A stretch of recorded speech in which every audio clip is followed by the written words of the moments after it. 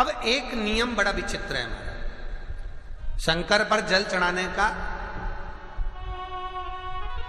जो भाव वर्णित किया जाता है कि हम शंकर को मंदिर में जाकर जल चढ़ाते हैं तो खड़े खड़े चढ़ाएं कि बैठ कर चढ़ाएं। बहुत ध्यान देना साहब। शंकर में मंदिर में जाकर हम भगवान शंकर को जल चढ़ाएं तो खड़े होकर चढ़ाएं कि बैठ कर चढ़ाएं। अब दो तरह का शिवलिंग है मंदिरों में, दो तरह का शिवलिंग का निर्माण होता है, ठीक है। एक विष्णु शिवलिंग, एक शक्ति पार्वती शिवलिंग। बहुत ध्यान से सुनना।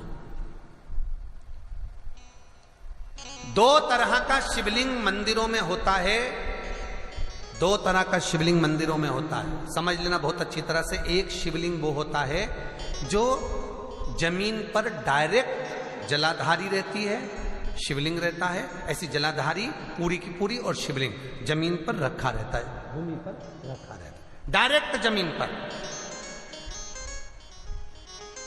आप जल ले जाकर चढ़ाए, निकल गया रास्ते से। एक शिवलिंग जो जमीन पर डायरेक्ट शंकर भगवान की जलाधारी और शिवलिंग रखा रहता है वो शक्ति शिवलिंग कहलाता है। माता पार्वती का हस्तकमल उस शिवलिंग के सम्मुख में। और दूसरा शिवलिंग एक डमरू जैसा होता है। अब वो हम उसको कैसे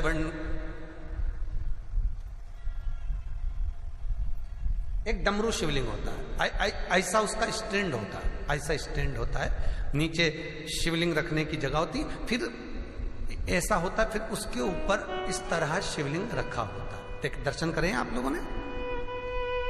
अब फिर इसके ऊपर शंकर भगवान का शिवलिंग रखा होता है, ठीक है। इस तरह का जो शिवलिंग होता है, एक डायरेक्ट नीचे रखा हुआ शिवलिंग और एक भगवान जो नीचे डमरू जैसी आकृति होती है, इस पे जो डमरू जैसा जो भाग बना होता है ये भगवान विष्णु का हस्तकमल है, और ऊपर का जो भाग है वो भगवान ब्रह्मा का हस्तकमल है। इसको विष्णु शिवलिंग कहते हैं।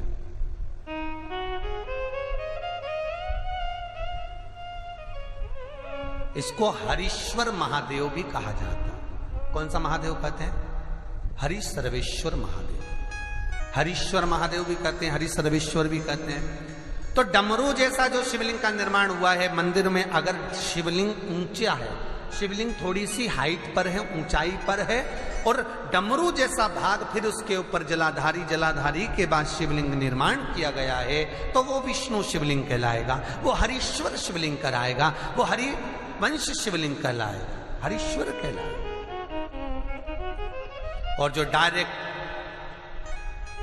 सीधे जो रखा हुआ है, 12 ज्योतिर्लिंग के अगर आप दर्शन करेंगे तो कहीं पर भी आपको विष्णु शिवलिंग नहीं मिलेगा, केवल एक नागेश्वर को छोड़कर।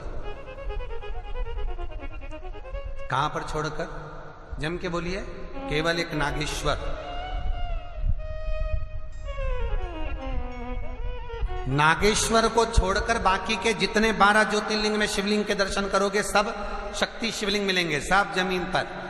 आप जितने भी देखेंगे, काशी का देखेंगे, महाकालेश्वर देखेंगे, तो डायरेक्ट जमीन पर जलाधारी बनी है महाकाल बाबा की, डायरेक्ट जमीन पर बनी है, कोई ऊंचाई नहीं है, डायरेक्ट जमीन पर फिर शिवलिंग है। ओमकारेश्वर देख लीजिए, ममलेश्वर देख लीजिए, आप चाहें तो विश्वनाथ देख लीजिए, डायरेक्ट जमीन पर। सोमनाथ देख लीजिए, डायरेक्ट जमीन पर। केदारेश्वर देख लीजिए, डायरेक्ट जमीन पर। भीमाशंकर, वैद्यनाथ, डायरेक्ट। आप वैद्यनाथ जी के लाइव प्रसारण कभी चालू कर देखना, डायरेक्ट जमीन पर, डायरेक्ट। तो जितने भी शिवलिंग हैं सारे के सारे शक्ति शिवलिंग हैं। जो डमरू के भाग पर रखा हुआ है वो हरीश्वर शिवलिंग, विष्णु के हस्तकमल पर जो रखा है, तो शास्त्र कहता है आप शक्ति शिवलिंग का जब जब अभिषेक करें, बहुत ध्यान रखना अपनी जिंदगी में इस प्रसंग को, जो शक्ति शिवलिंग हो उस पर जब भी जल चढ़ाना तो बैठकर चढ़ाना, बैठकर चढ़ाना। शक्ति शिवलिंग पर जब भी जल चढ़े, भले शिवलिंग कितना भी ऊंचा हो, कितना भी ऊंचा हो, तो संघी से चढ़ा दो, पर जल बैठ कर चढ़ाइए। भले शिवलिंग ऊपर है, पूरा तरह से हाथ नहीं पहुंचा, जैसे सोमनाथ जी में अब शिवलिंग कितना बड़ा है, महाकालेश्वर का शिवलिंग कितना बड़ा है, तो उसको तो बैठकर स्नान नहीं करा सकते। भले शिवलिंग कितना भी ऊंचा हो, पर अगर भूमि टच है, शिवलिंग अगर भूमि टच है, शक्ति शिवलिंग है, तो भले आधा शिवलिंग नहाए, आधे पर पानी जाए, पर बैठकर ही स्नान कराया जाता है।